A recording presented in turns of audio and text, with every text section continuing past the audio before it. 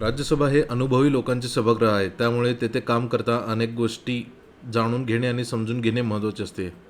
पार्थ पवार नक्कीच चांगली कामगिरी करतील असा विश्वास उपमुख्यमंत्री सुनेत्रा पवार यांनी व्यक्त केला. पुणे जिल्हा परिषदेच्या वतीने आयोजित मिनी सरस जत्रेच्या उद्घाटनासाठी त्या पुण्यात आल्या असता त्यांनी माध्यमांशी संवाद साधला.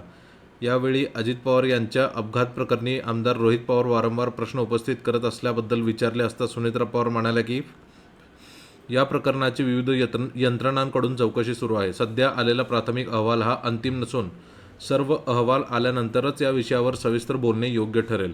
मिनी सरस जत्रेबाबत बोलताना त्यांनी सांगितले की पुणे जिल्ह्यातील ग्रामीण भागातील महिलांनी बचत गटाच्या माध्यमातून तयार केलेल्या उत्पादनांना बाजारपेठ मिळावी, त्यांच्या मालाला योग्य दर मिळावा आणि महिलांना स्वावलंबी बनवण्याची संधी मिळावी, हा या जत्रेचा मुख्य उद्देश आहे. या जत्रेत बचत गटाच्या महिलांचे विविध स्टॉल उभारण्यात आले असून त्यांच्या उत्पादनांना ग्राहकांचा चांगला प्रतिसाद मिळत आहे. महिलांच्या उत्पादनांना कायमस्वरूपी बाजारपेठसाठी उमेद मॉल उभारण्याची ही योजना राबवली जात आहे.